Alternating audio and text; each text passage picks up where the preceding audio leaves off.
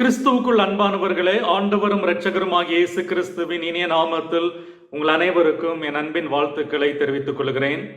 கடந்த முறை நாம் ரோமர் 10ஆம் அதிகாரம் முதல் 13 வசனங்களிலிருந்து ஏன் சிலர் பக்தியாய் வாழ்ந்தும் ரட்சிக்கப்படுவதில்லை என்ற கேள்விக்கு பவுல் விளக்கமளிப்பதை பார்த்தோம். அறிவற்ற வைராக்கியம், சுயநீதியை சார்ந்திருப்பது, சமய ஒழுக்கங்களையும் சடங்காச்சாரங்களையும் சார்ந்திருப்பது, இவைகள் தான் ரட்சிப்புக்கு தடையாக இருக்கிறது என்று பவுல் விளக்குவதை பார்த்தோம். இன்று அதன் தொடர்ச்சியான ரோமர் 10ஆம் அதிகாரம் 14 21 வசனங்களை நம்முடைய சிந்தனைக்காக எடுத்துக்கொள்வோம். ரோமர் 10ஆம் அதிகாரத்தில் பவுல் தன் சக யூதர்களான இஸ்ரவேலர் எப்படியாவது ரட்சிக்கப்பட வேண்டும் என்ற தன் பாரத்தை வெளிப்படுத்துகிறார். இன்னும் சொல்ல போனால் ரோமர் 9ஆம் அதிகாரம் 3ஆம் வசனத்திலேயே பவுல் மாம்சத்தின்படி என் இனத்தாராகிய என் சகோதரருக்கு பதிலாக நானே கிறிஸ்துவை விட்டு சபிக்கப்பட்டவனாக வேண்டும் என்று விரும்புவேனே என்று தன் இனத்தாராகிய யூதர்கள் ரட்சிக்கப்பட தான் எதுவும் செய்ய தயார் என்று ஏற்கனவே தன் ஆதங்கத்தை பவுல் வெளிப்படுத்தி இருந்தார். ஆனால் அது சாத்தியமல்ல. அதாவது பவுல் விரும்புவது போல யூதர்களின் சாபத்தை தானே ஏற்றுக்கொள்வது சாத்தியமல்ல.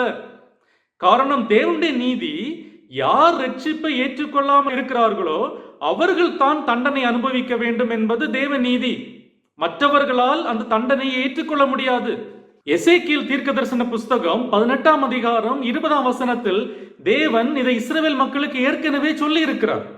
எசேக்கியேல் 18ஆம் அதிகாரம் 20ஆம் வசனம், பாவம் செய்கிற ஆத்துமாவே சாகும், குமாரன் தகப்பனுடைய அக்கிரமத்தை சுமப்பதும் இல்லை, தகப்பன் குமாரனுடைய அக்கிரமத்தை சுமப்பதும் இல்லை, நீதிமானுடைய நீதி அவன் மேல் தான் இருக்கும், துன்மார்க்கனுடைய துன்மார்க்கமும் அவன் மேல் தான் இருக்கும் என்று தேவன் கூறுவதை பார்க்கிறோம். எனவே 10ஆம் அதிகாரத்தில் பவுல் இதற்கு பதிலாக, அதாவது யூதர்களின் சாபத்தை தான் ஏற்றுக்கொள்வது சாத்தியமில்லை என்பதால் அதற்கு பதிலாக வேறு 2 சாத்தியக்கூறுகளை தெரிவிக்கிறார். ரட்சிக்கப்படாத நம் இனத்தாருக்காக நாம் என்ன செய்ய முடியும் என்று 2 சாத்தியங்களை குறிப்பிடுகிறார். ஒன்று, அவர்களுக்காக நாம் ஜெபிக்க முடியும். இதை இந்த அதிகாரத்தின் முதல் வசனத்திலேயே பவுல் குறிப்பிடுகிறார். 10ஆம் அதிகாரத்தின் முதல் வசனத்தை பாருங்கள். சகோதரரே, இஸ்ரவேலர் ரட்சிக்கப்பட வேண்டும் என்பதே என் இருதயத்தின் விருப்பமும் நான் தேவனை நோக்கி செய்யும் விண்ணப்பமுமாயிருக்கிறது என்று அவர்களுக்காக நாம் ஜெபிக்க முடியும் என்ற விருப்பத்தை பவுல் தெரிவிக்கிறார். 2வது பாசிபிலிட்டி, அவர்களுக்கு நாம் சுவிசேஷத்தை அறிவிக்க முடியும். இதைத்தான் நாம் இன்று கற்றுக்கொள்ளுகிற 14 முதல் 21 வசனங்களில் பவுல் விளக்குகிறார். எனவே நாம் தொடர்ந்து தேவன் தன் ஜனத்திற்கு நற்செய்தி அறிவிக்கும்படி அவர் தம் மக்களை எப்படி பயன்படுத்துகிறார் என்ற 3 குறிப்புகளை சுருக்கமாக பார்க்கலாம். ஒன்று, முதல் குறிப்பு 14-15 வசனங்களில் ரட்சிப்புக்கான தேவனின் அனாதி திட்டம் என்ன என்று பவுல் விளக்குகிறார். 14-15 வசனங்களில் ரட்சிப்புக்கான தேவனின் அனாதி திட்டம் என்ன என்று பவுல் விளக்குகிறார். 14-15 வசனங்களை நான் வாசிக்கிறேன். அவரை விசுவாசியாதவர்கள் எப்படி அவரை தொழுது கொள்வார்கள்? அவரை குறித்து கேள்விப்படாதவர்கள் எப்படி விசுவாசிப்பார்கள்? பிரசங்கிக்கிறவன் இல்லாவிட்டால் எப்படி கேள்விப்படுவார்கள்? அனுப்பப்படாவிட்டால் எப்படி பிரசங்கிப்பார்கள்? சமாதானத்தை கூறி நற்காரியங்களை சுவிசேஷமாய் அறிவிக்கிறவருடைய பாதங்கள் எவ்வளவு அழகானவைகள் என்று எழுதியிருக்கிறதே. கர்த்தருடைய நாமத்தை தொழுது கொள்ளுகிற எவனும் ரட்சிக்கப்படுவான் என்று இதற்கு முந்தைய பகுதியை பவுல் முடித்திருந்தார். அதாவது நாம் இன்று கற்றுக்கொள்ளுகிற 14ஆம் வசனத்திற்கு முந்தைய வசனம் 13ஆம் வசனத்தில் பவுல் கர்த்தருடைய நாமத்தை தொழுது கொள்ளுகிற எவனும் ரட்சிக்கப்படுவான் என்று கூறியிருந்தார். இப்பொழுது அவரை விசுவாசியாதவர்கள் எப்படி அவரை தொழுது கொள்வார்கள் என்ற கேள்வியோடு இந்த புதிய பகுதியை பவுல் ஆரம்பிக்கிறார். தேவன் கிறிஸ்துவின் நற்செய்தியை மக்களுக்கு கொண்டு செல்வதற்கு அவர் பயன்படுத்தும் செயல்முறையின் வரிசையை பவுல் இங்கே விளக்குகிறார். கர்த்தருடைய நாமத்தை தொழுது கொள்கிறவர்கள் ரட்சிக்கப்படுவார்கள். ஆனால் விசுவாசியாதவர்கள் எப்படி தொழுது கொள்வார்கள்? கேள்விப்படாதவர்கள் எப்படி விசுவாசிப்பார்கள்? பிரசங்கிக்கிறவன் இல்லாவிட்டால் எப்படி கேள்விப்படுவார்கள்? அனுப்பப்படாவிட்டால் எப்படி பிரசங்கிப்பார்கள்? என்ற வரிசை முறையில் தேவன் ரட்சிப்பின் திட்டத்தில் மனிதனுக்கு கொடுத்திருக்கும் பங்கை பவுல் விளக்குகிறார். எனவே நற்செய்தி பிரசங்கிக்க பவுல் பரிந்துரைக்கும் திட்டம், பிரசங்கிக்கிறவர்கள் அனுப்பப்பட வேண்டும், அனுப்பப்பட்டவர்கள் நற்செய்தியை பிரசங்கிக்க வேண்டும், நற்செய்தியை கேட்கிறவர்கள் அதை விசுவாசிக்க வேண்டும், விசுவாசிக்கிறவர்கள் தேவனை தொழுது கொள்வார்கள், தொழுது கொள்கிறவர்கள் ரட்சிக்கப்படுவார்கள். இது முழுக்க முழுக்க ரட்சிப்பின் திட்டத்தில் மனிதனின் பங்கை விளக்குகிறது. அனுப்புவது, செல்வது, பிரசங்கிப்பது, கேள்விப்படுவது, விசுவாசிப்பது, தொழுது கொள்வது, இவையெல்லாம் நீங்களும் நானும் செய்ய வேண்டும் என்று தேவன் எதிர்பார்க்கிற செயல்கள். சுவிசேஷத்தை மக்களுக்கு எடுத்துச் செல்ல தேவன் மனிதர்களையே பயன்படுத்துகிறார் என்பதற்கு இந்த வசனம் மிகச்சிறந்த எடுத்துக்காட்டு. உதாரணத்துக்கு, கற்பனையாக இயேசு உயிர்த்தெழுந்து பரமேறி பரலோகம் சென்ற போது தேவதூதர்கள் இயேசுவினிடத்தில் ஒரு கேள்வி கேட்டார்களாம். என்ன கேள்வி? நீர் பிரசங்கித்த இந்த ராஜ்யத்தின் சுவிசேஷத்தை தொடர்ந்து யார் இந்த உலகத்தில் பிரசங்கிப்பார்கள் என்று கேட்டார்களாம்.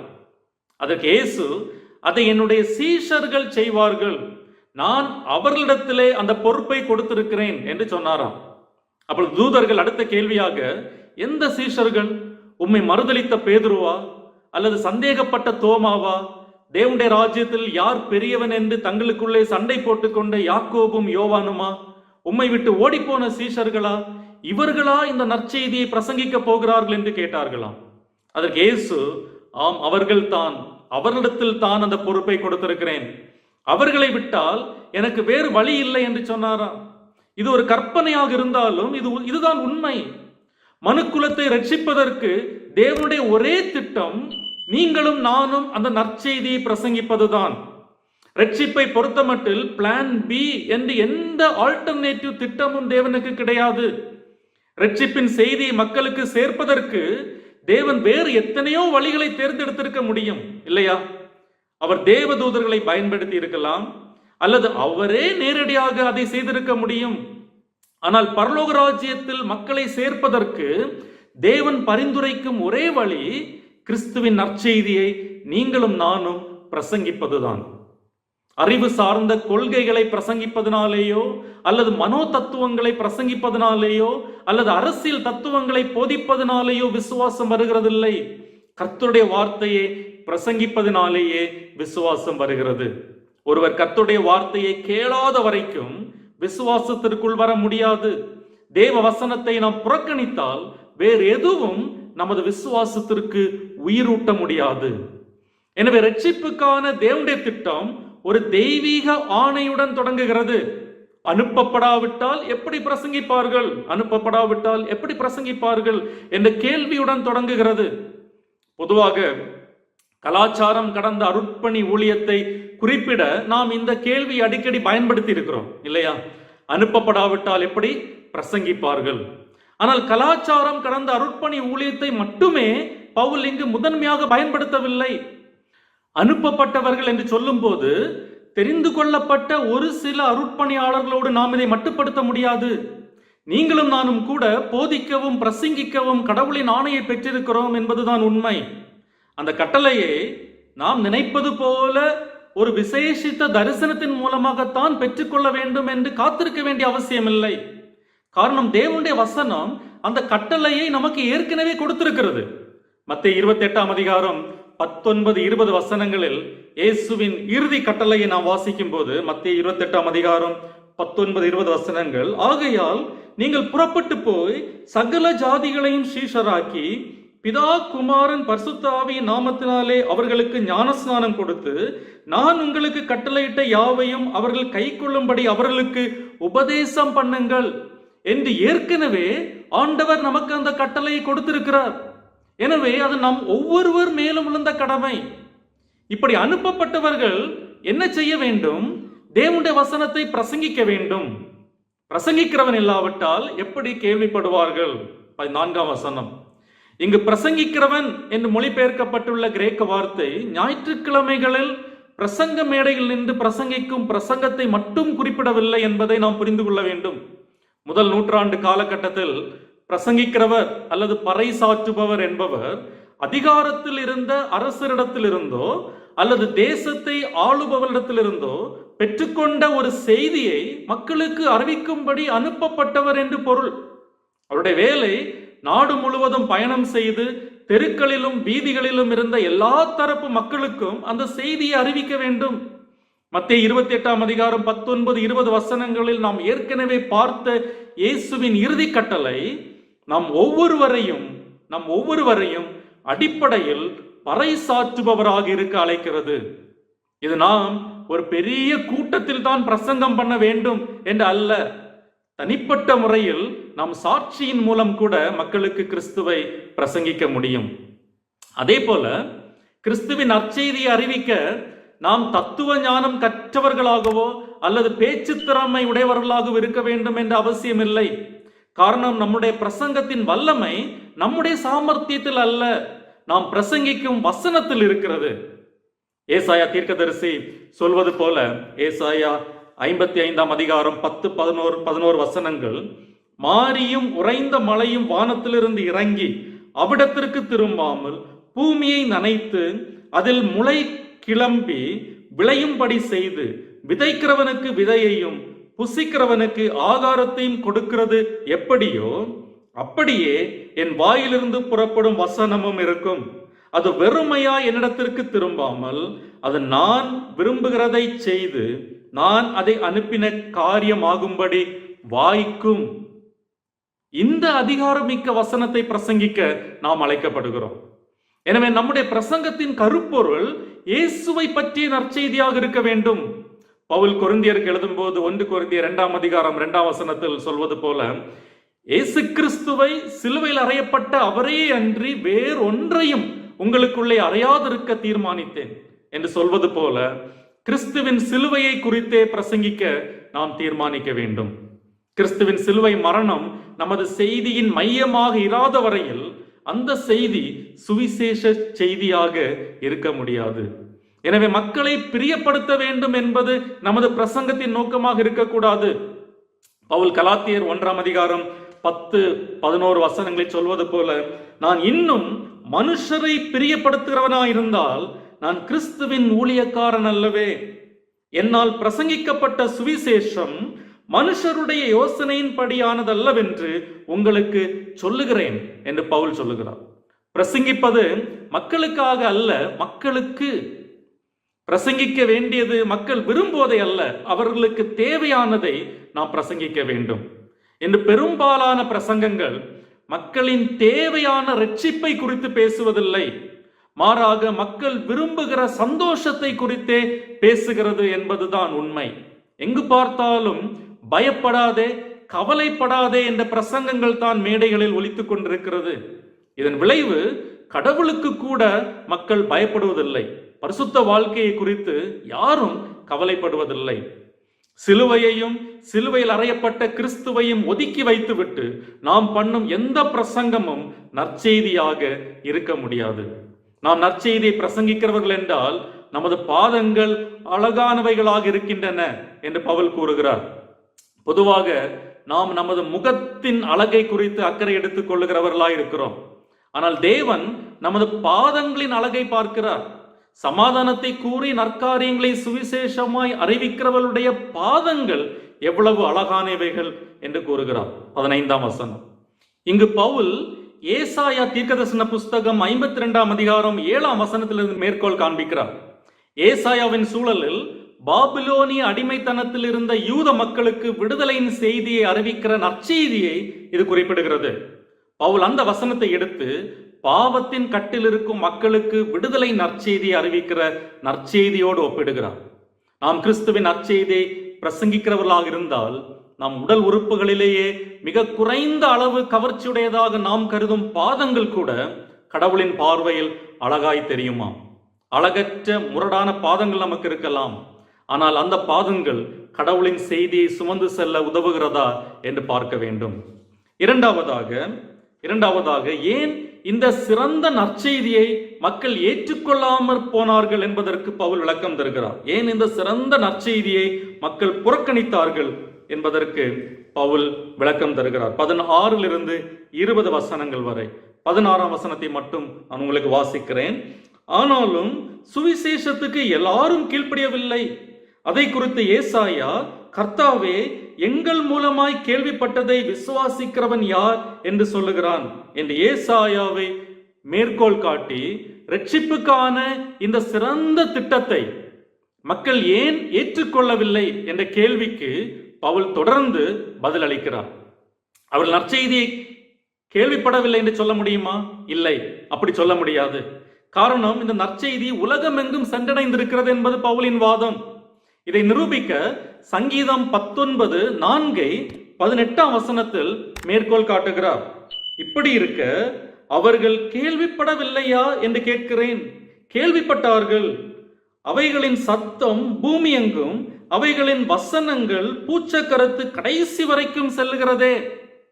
இந்த மேற்கோள் சங்கீதம் 19:4 வருகிறது. இது சூரியன், சந்திரன் மற்றும் நட்சத்திரங்கள் என்ற உலகளாவிய சாட்சிகளை குறிக்கிறது. சுவிசேஷம் சூரியன், சந்திரன் மற்றும் நட்சத்திரங்களின் ஒளியை போல உலகமெங்கும் பரவி இருக்கிறது என்று அறிவிக்க பவுல் சங்கீதம் 19 மொழிநடையை பயன்படுத்துகிறார். சரி, கிறிஸ்துவின் நற்செய்தியை இஸ்ரவேல் மக்கள் ஏற்கனவே கேள்விப்பட்டிருக்கிறார்கள் என்றால் அவர்கள் இந்த நற்செய்தியை புரிந்து கொள்ளவில்லையா என்ற அடுத்த கேள்விக்கு அப்படியும் சொல்ல முடியாது என்று பவுல் பதிலளிக்கிறார். காரணம், புத்தீனமான ஜனங்கள் என்று அறியப்பட்ட புறஜாதியாரே இதை புரிந்து கொண்டு ஏற்றுக்கொண்டிருக்கும் போது தேவனுடைய சொந்த ஜனம் இதை எப்படி புரிந்து கொள்ளாதிருக்க முடியும் என்பது பவுலின் வாதம். இதை விளக்க பவுல் மோசே மற்றும் ஏசாயா தீர்க்கதரிசியை மீண்டும் மேற்கோள் காட்டுகிறார். 19ஆம் வசனத்தில், இஸ்ரவேலர் அதை அறியவில்லையா என்று கேட்கிறேன். அறிந்தார்கள். முதலாவது, மோசே, எனக்கு ஜனங்கள் அல்லாதவர்களை கொண்டு நான் உங்களுக்கு எரிச்சல் உண்டாக்குவேன், புத்தியினம் உள்ள ஜனங்களாலே உங்களுக்கு கோபம் ஊட்டுவேன் என்றான். 20ஆம் வசனம், அல்லாமலும் ஏசாயா, என்னை தேடாதவர்களாலே கண்டறியப்பட்டேன், என்னை விசாரித்து கேளாதவர்களுக்கு வெளியரங்கமானேன் என்று தைரியம் கொண்டு சொல்லுகிறான் என்று 19-20 வசனங்களில் பவுல் மோசே மற்றும் ஏசாயாவை குறிப்பிட்டு சொல்லுகிறார். பவுலின் வாதம், இந்த ரட்சிப்பின் நிகழ்வுகள் அனைத்தும் வேத வசனங்களில் முன்னுரைக்கப்பட்டிருக்கிறது என்பதே. புரிந்து கொள்ளுதல் அற்றவர்கள் என்று யூதர்களால் கருதப்பட்ட புறஜாதியார் தேவனுடைய திட்டம் பற்றி புரிந்து கொள்ள முடியும் என்றால், தேவனால் நியமிக்கப்பட்டிருந்த முற்பிதாக்களையும் தீர்க்கதரிசிகளையும் கொண்டு வரிசையாக ஆசீர்வதிக்கப்பட்டிருந்த யூதர்கள் அதை புரிந்து கொண்டிருக்க வேண்டும். அவர்கள் சாக்கு போக்கு சொல்ல முடியாது. காரணம், யூதர்களுக்குத்தான் தேவன் தன்னை பிரத்யேகமாக வெளிப்படுத்தி இருந்தார். அப்படியானால் ஏன் அவர்கள் ஏற்றுக்கொள்ளவில்லை? காரணம், அவர்கள் பெருமை இந்த எளிய நற்செய்தியை ஏற்றுக்கொள்ள அவர்களுக்கு தடையாக இருந்தது. உதாரணத்துக்கு, எப்போதாவது நீங்கள் ஒரு பெரிய திட்டத்தை போட்டு, ஒரு அழகான திட்டத்தை திட்டமிட்டு, ஆனால் அதை செயல்படுத்த முடியாமல் போனதுண்டா? ஒருவேளை அந்த திட்டத்தை நிறைவேற்றுவதற்கான பொருட்கள் கிடைக்காமல் இருந்திருக்கலாம், அல்லது மற்றவர்களிடத்திலிருந்து நீங்கள் எதிர்பார்த்த உதவி கிடைக்காமல் போயிருக்கலாம், ஒருவேளை அதற்கான அனுமதிகள் கூட கிடைக்காமல் போயிருக்கலாம். தேவனுடைய ரட்சிப்பின் திட்டத்திலும் அதுதான் நடந்தது. மனிதர்கள் ஒத்துழைக்க மறுத்தார்கள். தேவனோடு மனிதர்கள் ஒத்துழைக்க மறுத்தார்கள். தேவனுடைய திட்டம் பூர்ணமான திட்டம், அதில் எந்த சந்தேகமும் இல்லை. ஆனால் அந்த திட்டம் மனிதனின் பங்களிப்பையும் பெற்றிருக்கிறது. தேவனுடைய திட்டம் பூர்ணமானது தான், ஆனால் அதை ஏற்றுக்கொள்ளும்படி தேவன் யாரையும் நிர்பந்திப்பதில்லை. தேவன் தான் மனம் திரும்புதலை நமக்கு அருளுகிறார். ஆனால் மனம் திரும்புதலை நம் மீது அவர் திணிப்பதில்லை. நமது விருப்பத்தையும் தெரிந்தெடுப்பையும் அவர் மதிக்கிறார். ஆவியானவர் தான் நம்மை பாவ உணர்வடைய செய்கிறார், உண்மை. ஆனால் மனம் திரும்புதல் நமது முடிவு. எனவே பவுலின் வேதனை, இஸ்ரவேலர் ரட்சிக்கப்பட வேண்டும் என்று தேவன் விரும்பி இருந்தாலும், அதற்காக கிறிஸ்து சிலுவையில் தன்னை தியாகமாய் கொடுத்திருந்தாலும், அவர்களுக்கு நற்செய்தி எடுத்துச் செல்ல தன்னை போன்ற அப்போஸ்தலர்கள் தயாராக இருந்தாலும் அவர்கள் சுவிசேஷத்திற்கு கீழ்ப்படியாமற் போனார்களே என்பது பவுலின் வேதனை. இஸ்ரவேலுடைய சூழ்நிலையில் கடவுள் அவர்களுக்கு என்ன எல்லாம் செய்ய வேண்டுமோ அதையெல்லாம் செய்தார். அவர்களுக்காக தேவன் எவ்வளவு தூரம் இறங்கி வர முடியுமோ அவ்வளவு தூரம் இறங்கி வந்தார். ஆனால் அவர்கள் தங்கள் பெருமையில் அவருக்கு கீழ்ப்படிய மறுத்து விட்டார்கள். இது இஸ்ரவேலருக்கு மட்டும் பொருந்தக்கூடியதல்ல. இந்த அனுபவம் இஸ்ரவேலர்களுக்கு மட்டுமானது என்று நாம் இதை சுருக்கிக் கொள்ள முடியாது. நம்ம எல்லாருக்குமான பாடம் இது. நாம் ஒவ்வொருவரும் நான் சுவிசேஷத்தை கேள்விப்பட்டு கிறிஸ்துவில் விசுவாசம் கொண்டு கிறிஸ்துவின் கட்டளைகளுக்கு கீழ்ப்படிந்திருக்கிறேனா என்று நம்மையே கேட்டுக்கொள்ள வேண்டும். இந்த உலகத்தில் தேவன் விரும்பும் இடத்தில் இராமல் தேவன் செய்ய விரும்புவதை செய்யாமல் இருப்பது மனிதன் மாத்திரமே. சூரியன், சந்திரன் மற்றும் நட்சத்திரங்கள் கூட வானங்களில் தேவன் அவைகளுக்கு அமைத்துள்ள சுற்றுவட்ட பாதைகளில் ஒழுங்காக நேர்த்தியாக பயணிக்கிறது. மற்ற உயிரினங்கள் கூட தேவன் அவை எப்படி நடந்து கொள்ள வேண்டும் என்று எதிர்பார்க்கிறாரோ அப்படியே நடந்து கொள்கிறது. ஆனால் மனிதன் மாத்திரமே தேவன் அவன் எப்படி இருக்க வேண்டும் என்று விரும்புகிறாரோ அப்படி இருக்கவும், அவன் என்ன செய்ய வேண்டும் என்று தேவன் எதிர்பார்க்கிறாரோ அதை செய்யவும் மறக்கிறான். நீங்களும் நானும் எப்படி தேவன் நாம் எப்படி இருக்க வேண்டும் என்று விரும்புகிறாரோ அப்படி இருக்கிறோமா? நாம் என்ன செய்ய வேண்டும் என்று தேவன் விரும்புகிறாரோ அதை நாம் செய்கிறோமா? நாம் ஒவ்வொருவரும் நம்மை ஆராய்ந்து பார்க்க வேண்டும். மூன்றாவதாக, கடைசியாக, சூழ்நிலை இப்படி இருந்தும் தேவன் நீடிய பொறுமை உள்ளவராய் இருக்கிறார் என்று கூறி பவுல் இந்த அதிகாரத்தை முடிக்கிறார். தேவன் நீடிய பொறுமை உள்ளவராய் இருக்கிறார். 21ஆம் வசனம், இஸ்ரவேலரை குறித்தோ கீழ்ப்படியாதவர்களும் எதிர்த்து பேசுறவருமா இருக்கிற ஜனங்களிடத்திற்கு நாள் முழுவதும் என் கைகளை நீட்டினேன் என்று அவன் சொல்லி இருக்கிறான். நற்செய்தியை அறிந்திருந்தும் தேவனுக்கு விரோதமாக கலங்கம் பண்ணின யூதர்களை தேவன் உடனேயே வெறுத்து விடவில்லை, அவர்களை உதாசீனம் செய்யவில்லை, அவர்கள் மேல் நீடிய பொறுமையாய் இருக்கிறார் என்று பவுல் கூறுகிறார்.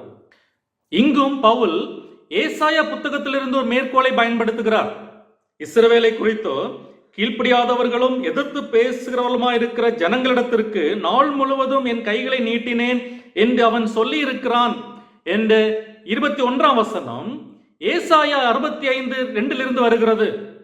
பழைய ஏற்பாட்டில் இஸ்ரவேல் மக்களினத்தின் வரலாற்றை நாம் வாசிக்கும் போது அது பெரும்பாலும் அவிசுவாசமும் கீழ்ப்படியாமையும் உள்ள வரலாறாகத்தான் இருந்திருக்கிறது. இதை நாம் பார்க்கிறோம். எனவே தான் ஏசாயாவும் பவுலும் இஸ்ரவேல் ஜனங்களை கீழ்ப்படியாதவர்களும் எதிர்த்து பேசுகிறவர்களுமாயிருக்கிற ஜனங்கள் என்று குறிப்பிடுகிறார்கள். இன்னும் சொல்ல போனால் அவர்கள் கலகக்கார மக்கள், முரட்டாட்டம் பண்ணுகிறவர்கள். அப்படி இருந்தும் கர்த்தர் அவர்களுக்காக நாள் முழுவதும் தன் கைகளை நீட்டிக் கொண்டிருக்கிறாராம். நாள் முழுவதும் என் கைகளை நீட்டினேன் என்று சொல்லும் போது இங்கு தேவன் பொறுமையாக அன்போடு தன் பிள்ளைகளின் குற்றங்களை சகித்துக் கொள்ளுகிற பெற்றோரை போல தன் கைகளை நீட்டிக்கொண்டு இருப்பவராக, கலகம் செய்யும் தனது பிள்ளைகளை திரும்பவும் வரவேற்க ஆயத்தமாயிருக்கிற ஒரு தகப்பனை போல சித்தரிக்கப்படுகிறார். கெட்ட குமாரன் உவமையில் அந்த தகப்பன் தன் மகன் திரும்ப வர ஆவலாய் காத்திருந்ததை போல தேவன் தன் பிள்ளைகள் திரும்ப வர காத்து கொண்டிருக்கிறாராம். கலகக்கார யூதர்கள் மனம் திரும்பி தேவனிடத்தில் திரும்புவார்கள் என்று அன்பாய் கரங்களை நீட்டி காத்து கொண்டிருக்கிறார். கைகளை நீட்டுவது என்பது ஒருவருக்கு ஜீவனையும் இரட்சிப்பையும் கொடுப்பது என்று பொருள். கைகளை நீட்டுவது என்பது ஒருவனுடைய குற்றங்களை மன்னித்து அவர்களை அங்கீகரித்து ஏற்றுக்கொள்வது என்று பொருள். இயேசு கிறிஸ்து சிலுவையில் அறையப்பட்ட போது அவருடைய கைகள் சிலுவையின் மரத்தில் நீட்டப்பட்டிருந்தது. எல்லாரையும் ஏற்றுக்கொள்ளும் விதமாக அவருடைய கரங்கள் விரிந்தே இருந்தது. கைகளை நீட்டுவது என்பது நட்புக்கு அடையாளம். கடவுள் தன் கரத்தை நீட்டி தன் மக்களோடு கை குலுக்கி நட்பு கொள்ள ஆயத்தமாயிருக்கிறார். தேவன் நமக்கு நேராக தன் கரங்களை நீட்டும் போது நாமும் நம்முடைய கைகளை நீட்டி அவருடைய கரங்களை பற்றி கொள்ள வேண்டும். தேவன் நம் மீது இவ்வளவு அன்புள்ளவராகவும் நீடிய பொறுமை உள்ளவராகவும் இருந்தாலும் நாம் தேவனுடைய அன்பை ஏற்றுக்கொள்ளாமல் அவருடைய வார்த்தைக்கு கீழ்ப்படியாமல் இருப்பது மிக பரிதாபமான காரியம். ஒரு நாள் முழுவதும் கையை நீட்டிக் கொண்டிருப்பது எவ்வளவு கஷ்டமான காரியம் தெரியுமா? ஒரு முறை அப்படி செய்து பாருங்கள். அது எவ்வளவு வேதனையான விஷயம் என்பது தெரியும். முன்பு மாணவர்களுக்கு ஆசிரியர்கள் கொடுத்த தண்டனைகளில் ஒன்று கைகளை நீட்டிக்கொண்டு நிற்பது. அது எவ்வளவு வேதனையான விஷயம் என்பது அதை அனுபவித்தவர்களுக்கு தெரியும். உலகத்திலேயே மிகவும் களைப்படைய செய்யும் காரியம் அது. பழைய ஏற்பாட்டில் அமலேக்கியருக்கு எதிரான யுத்தத்தில் மோசே இஸ்ரவேலரின் வெற்றிக்காக தேவனை நோக்கி கரங்களை நீட்டி ஜெபித்துக் கொண்டிருந்த போது ஆரோனும் ஊனும் மோசையின் கரங்களை தாங்கி பிடித்துக் கொண்டிருந்தார்கள் என்று பார்க்கிறோம். அவர்கள் மோசையின் கரங்களை தாங்க வேண்டியதா இருந்தது. அப்படி களைப்படைகிற செயலை ஆண்டவர் உங்களுக்காகவும் எனக்காகவும் இன்னும் செய்து கொண்டிருக்கிறாராம். என்ன பாக்கியம்! ஆனாலும் தேவனுடைய பொறுமையை நாம் தவறாய் கணித்து விடக்கூடாது. நாம் மனம் திரும்ப போதுமான நேரம் தரவே ஆண்டவர் பொறுமையா இருக்கிறார். ஆனால் கடவுளின் பொறுமைக்கும் ஒரு எல்லை உண்டு. அவர் நினைக்கும் போது அவர் நம்மை விட்டு கடந்து சென்று விடுவார். அதற்கு முன்பாக நாம் அவருடைய பலத்த கரத்துக்குள் அடங்கி இருக்க தீர்மானிக்க வேண்டும். எனவே இன்றே அவருடைய வார்த்தைக்கு கீழ்ப்படிந்து அவருடைய ரட்சிப்பின் சத்தியத்தை மற்றவர்களுக்கும் சொல்ல தீர்மானிப்போம். பரலோகத்தில் மக்களை கொண்டு சேர்ப்பது அல்லது மக்களை ரட்சிப்புக்கு நேராக வழிநடத்துவதுதான் சபையின் முதன்மை நோக்கம். நாம் அந்த நோக்கத்தை நிறைவேற்றுகிறோமா? நற்செய்தி அனைவருக்குமானது. எனவே அதை நாம் அனைவருக்கும் அறிவிக்க வேண்டும். தேவனுடைய வார்த்தையை கேட்டு அதை விசுவாசித்து அதற்கு கீழ்ப்படுகிறோமா? இல்லை என்றால் இன்றே கீழ்ப்படிய தீர்மானிப்போம். நம்முடைய வார்த்தையாலும் நம்முடைய வாழ்க்கையாலும் கடவுள் நமக்கு தந்திருக்கிற தாளந்துகளையும் திறமைகளையும் பயன்படுத்தி அவரை பிரஸ்தாபம் பண்ணுவோம். அதை தான் ஆண்டவர் நம்மளை எதிர்பார்க்கிறார். அப்படிப்பட்ட கிருபையை ஆண்டவர் நம்ம ஒவ்வொருவருக்கும் தருவாராக. ஆமேன்.